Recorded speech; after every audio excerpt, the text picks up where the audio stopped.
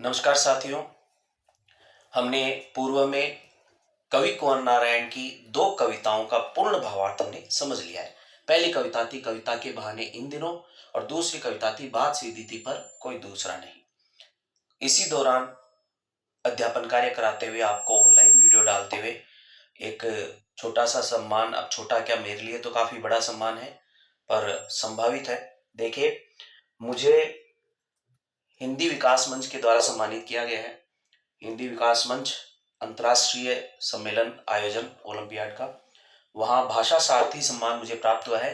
तो एक तो ये हमें ट्रॉफी, अब ट्रॉफी या क्या कहें, मुझे इनके नाम भी पूरी तरह पता नहीं है, कभी प्राप्त नहीं हुआ है, बड़ी खुशी है। और दूसरा हुआ है, एक प्रशस्ति पत्र प्राप्त हुआ है।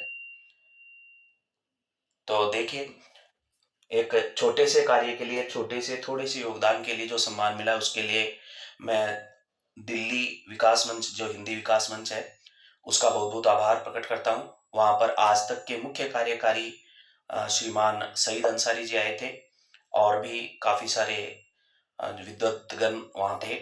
उन्होंने एक दूसरे को आपस के अंदर भी काफी सारा सम्मान दिया है, और मेरे साथ में मेरे साथी अध्यापक भी थे जिन्हें भी काफी सम्मान प्राप्त हुआ है। तो इसके लिए मैं उनका आभार प्रकट करता हूँ। चलिए हम अब चलते हैं प्रश्न उत्तर की श्रृंखला में। पहला प्रश्न है, सब घर एक कर देने के माने। सब घर एक कर देने के माने, इसका क्या आशय है? तो इसमें हमने कविता में पढ़ा था कि तीन की तुलना की गई थी कविता से। कविता की तीन चीजों से तुलना की गई। पहली थी एक चिड़िया, दूसरा था एक फूल, और तीसरा था एक बच्चा। तो कविता की तुलना जब बच्चे से की जाती है, तब वह कहते हैं, कवि कुंवर नारायण क्या कहते हैं वो देखिए। सब घर एक कर देने के मानने का आशय है कि जिस प्रकार से एक बच्चा कभी भी आस पड़ोस में किसी घर में कोई भेदभाव नहीं रखता है, वह जाति पाति ऊंच नीच के भेदभाव को वह नहीं जानता है, वह हर घर में समान भाव से जाता है, उसको आनंद लेना होता है, वह खेलना कूदना मस्ती करना चाहता है और सब घरों में समान रूप से विचरण करता है।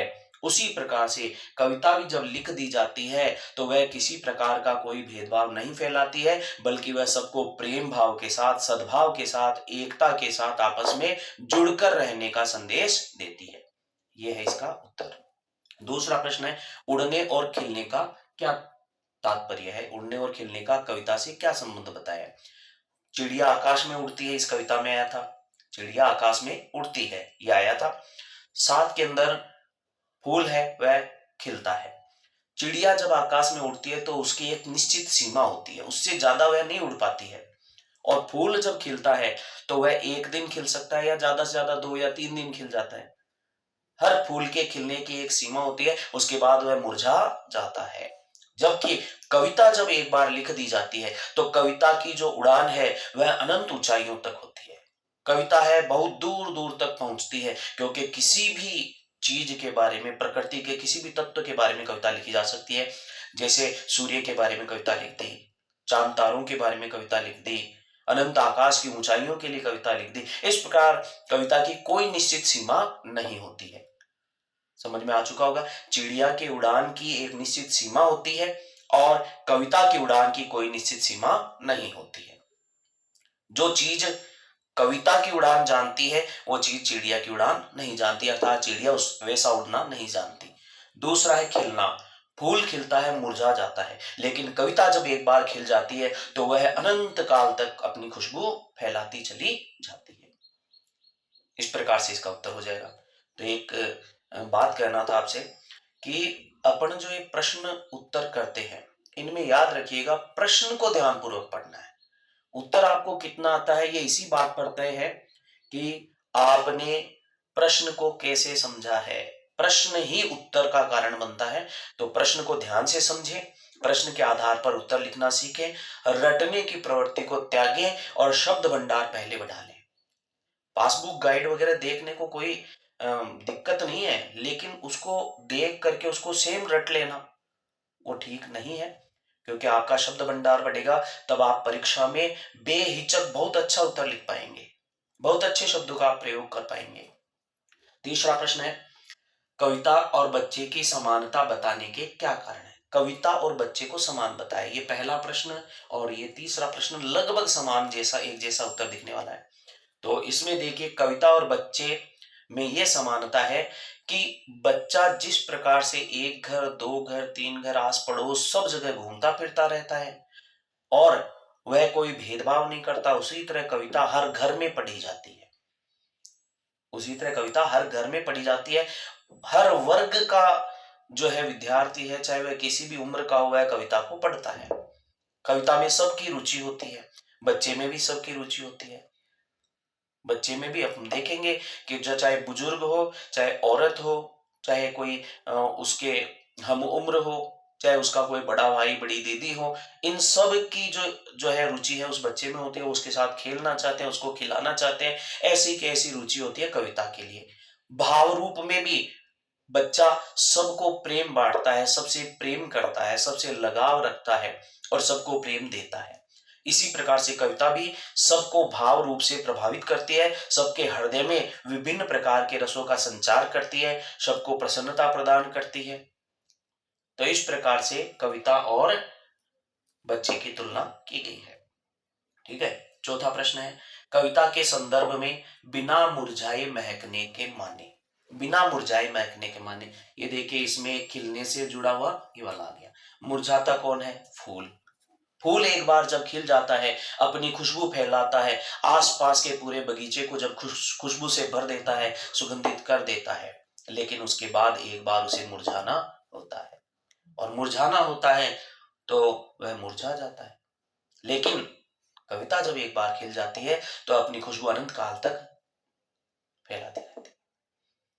वो खुशबू आज भी मुझे एक कविता की याद आती है जो मैंने काफी बार सुनी है, आप सबको प्रभावित करती है। कब की लिखी हुई कविता, बड़ी पुरानी कविता जो आज तक चली आ रही है। खूब लड़ी मर्दानी वो तो झांसी वाली रानी थी, बूंदे ले हर बोलों के मुंह हमने सुनी कहानी थी। याद आ जाती होगी। ये पंक्तियां आज भी, जब ये लिखी गई तब से लेकर आज तक वीर रस का संचार करने वाली कविता है, और आगे भी कोई पढ़ेगा तो वीर रस का संचार करेगी। यानी ये अपनी खुशबू फैलाती रहेगी, इसकी खुशबू फैलाने की प्रक्रिया कभी बंद नहीं होगी। ठीक है, तो ये हो गया इसका उत्तर। भाषा को सहूलियत से बरतने का क्या अभिप्राय है? भाषा को सहूलियत से बरतने का अभिप्राय बताना है। सहूलियत यानी सरलता से, यानी जब बात सीधी थी पर कविता में कवि ने ये बताया कि बात तो सीधी थी पर मैंने उसको प्रभावशाली ढंग से अभिव्यक्ति देने के लिए, उसको दमदार बनाने के लिए, उसको सामने वालों के लिए एक अच्छे शब्दों का प्रयोग करने के लिए जब मैंने प्रयास किया तो बात तो सीधी थी परंतु वो टेढ़ी पड़ गई।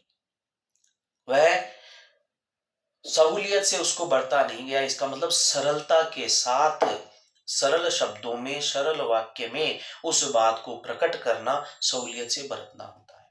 उसको क्लिष्टता प्रदान नहीं करनी होती। अगर क्लिष्ट वाक्यों का प्रयोग करते हैं, क्लिष्ट शब्दों का प्रयोग करके वाक्य में डालते हैं तो वह अर्थ प्रकट करने में सफल नहीं हो पाती है, और इसीलिए बात है, उसका अर्थ है, वह बात का प्रभाव है, वह मर जाता है, बात प्रभावहीन हो जाती है। ये बात इसमें कही गई है। अगले प्रश्न में, बात और भाषा एक दूसरे से जुड़े होते हैं किंतु कभी कभी भाषा के चक्कर में सीधी बात भी टेढ़ी हो जाती है। बात, बात का मतलब हम जो कहना चाहते हैं, ठीक है, वो है बात। और भाषा, हमारे द्वारा जो शब्द प्रयोग किए जाएंगे, जिस तरीके से वाक्य बनाए जाएंगे, उस मन के भावों को, उस अभिव्यक्ति को देने के लिए, वह है भाषा। कहते हैं ना, भाषा की निश्चित परिभाषा है कि मन के भावों की अभिव्यक्ति देने के लिए जिन शब्दों वाक्यों का प्रयोग किया जाता है वह भाषा कहलाती है। और वो भाषा कैसी होनी चाहिए? सरल होनी चाहिए। बात को कहने के लिए भाषा का सरल होना आवश्यक है, लेकिन कभी कभार हम हमारी बात को अच्छी तरह से प्रकट नहीं कर पाते हैं, तो इसलिए क्या होता है, एक दूसरे से जुड़े तो हैं ही किंतु कभी कभी हम भाषा के चक्कर में, ये ऐसा कवि लोग करते हैं, आम लोग नहीं करते। आम जन की भाषा, आपकी मेरी भाषा एकदम सरल भाषा है, और इसलिए धीरे धीरे करके हम स्पष्ट कर देते हैं अपनी बातों को, अपनी अभिव्यक्ति प्रदान कर देते हैं। तो देखिए इसमें लिखा है सीधी बात भी कभी टेढ़ी हो जाती है। कविता में बताया ही था, कई लोग होते हैं इतनी क्लिष्ट शब्दों का प्रयोग करते हैं, जटिल शब्दों का प्रयोग करते हैं, जिससे कि जो बात है उसका जो कहना चाहते हैं वो प्रकट नहीं हो पाता, सामने वाला समझ नहीं पाता। तो उसको कहते हैं बात का टेढ़ी हो जाना। ठीक है, अब उत्तर में क्या लिखेंगे, सीधा सा लिख दीजिए कि जब किसी भी बात को कहने के दौरान उसमें भाषा संबंधी विशिष्ट शब्दों का या क्लिष्ट शब्दों का प्रयोग कर दिया जाता है तो बात तो सीधी होती है, सरल होती है, लेकिन वह क्लिष्ट शब्दों के प्रयोग के कारण अपना अर्थ प्रकट करने में असमर्थ हो जाती है, प्रभावहीन हो जाती है, और इस कारण से वह बात है टेढ़ी हो जाती है। ये बताया। फिर निम्नलिखित बिंबों, मुहावरों और उनकी विशेषताओं का अर्थ में मैच करना है। हालांकि इसके सामने भी थे जिनको मैच करने के लिए लिखा था, मेरे पास इस बोर्ड पे कमी रह गई जगह, इसलिए मैं आपको पुस्तक से बताता हूं। देखिए कौन सा किससे मैच होगा। बात की चूड़ी मर जाना, देखिए पहले देख लेते हैं आंसर किन क्या क्या है इनके। कथ्य और भाषा का सही सामंजस्य बनना, यानी जो कहा गया है, कहना चाहते हैं, वो भाषा सही है उसकी। दूसरा, बात का पकड़ में ना आना, बात पकड़ में नहीं आ रही, समझ में नहीं आ रही। तीसरा, बात का प्रभावहीन हो जाना। और चौथा, बात में कसावट का न होना। और पांचवा, बात को सहज और स्पष्ट कर देना, बात को सहज और स्पष्ट कर देना। तो देखिए साथियों, इसमें पहला है कै। कै इसमें लिखा है बात की चूड़ी मर जाना, तो बात की चूड़ी मर जाना है। इसके सामने हम देख लेते हैं इसका कौन सा होगा। कथ्य और भाषा का हिस्सा सही सामंजस्य होना, ये नहीं होगा। बात का पकड़ में आना, ये भी नहीं होगा। चूड़ी मर जाना, बात का प्रभावहीन हो जाना, हाँ यही होगा, बात का प्रभावहीन हो जाना, यानी इसमें होगा तीसरा वाला। कै का आंसर होगा 3 नंबर, बात का प्रभावहीन हो जाना, यानी बात की चूड़ी मर जाना। दूसरा है ख, वो ख का है बात की पेंच खोलना। बात की पेंच खोलना का मतलब है बात को सहज और स्पष्ट करना। बात की पेंच खोलना का है बात को सरल और स्पष्ट करना, यानी इसका हो जाएगा आखिरी, इसमें नंबर आएगा 5वां। ठीक है, ख में कौन सा होगा 5वां। फिर अब बात का शरारती बच्चे की तरह खेलना। बात का शरारती बच्चे की तरह खेलना, बच्चा पकड़ में नहीं आता है, बच्चा खेलता है, भागता दौड़ता है, पकड़ में आना नहीं चाहता है, और कई बार नहीं भी आता है, तो इसका मतलब है बात का पकड़ में ना आना। फिर है गह, गह से घड़ी वाला, पेंच को कील की तरह ठोक देना। कील की तरह कब ठोकते हैं, जब हमारे वो कील एकदम जगह ही फ्री हो जाती है, तो उसको पेंच को कसने के बजाय वो ढीली हो जाती है, कसने के बाद वो घूमता चला जाता है, तो उसको क्या करते हैं, फिर हल्का से कोई कागज आगज लगा के उसको ठोक देते हैं। तो इसमें बात में कसावट का न होना, इसका हो जाएगा बात में कसावट का न होना, यानी इसमें है घ में 4, यानी चौथे में 4 हो जाएगा। और आखिरी है बात का बन जाना। बात का बन जाना में होगा आपके कै, बात का बन जाना में होगा पहला वाला, अड़े का पहला। इसमें है बात का बन जाना का मतलब है कथ्य और भाषा का सही सामंजस्य बनना, कथ्य और भाषा का सही सामंजस्य तालमेल बन जाना, यह है बात का बन जाना। तो प्यारे साथियों, देखिए पाठ ये पूर्ण हो चुका है। हालांकि वीडियो क्वालिटी अच्छी हो चुकी है, लेकिन कुछ टेक्निकली अभी जानकारियां कम है। अगर आपको कोई विशेष जानकारी हो तो आप मुझे मैसेज कर सकते हैं, क्योंकि देखिए तकनीकी है उसके बारे में मैं ज्यादा ज्ञान नहीं रखता हूँ, कोशिश कर रहा हूँ, सीख रहा हूँ, अपना विषय है उस पर मेरी अच्छी कमांड है, कोशिश करता हूँ पूरा आपको अच्छे से समझाने का प्रयास करता हूँ।